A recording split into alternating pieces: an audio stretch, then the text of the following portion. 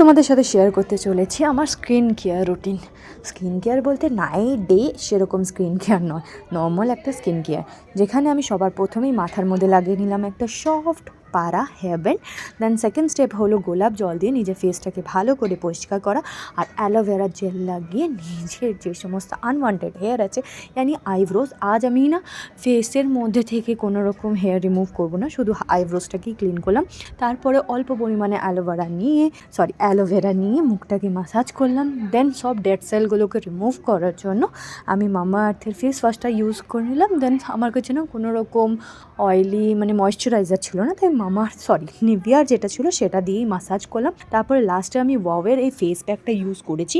সত্যি কথা বলতে এই ওয়াওয়ের গোল্ডেন ক্লে যে ফেস প্যাকটা না খুবই ভালো, এটা না এখন আর পাওয়া যায় না ওদের সাইডে, তাই আর কেনা হয়নি। আমার ভাইও কিনতে চেয়েছিল। লাস্টে বরফ জল দিয়ে নিজের মুখটাকে ওয়াশ করলাম। টাটা।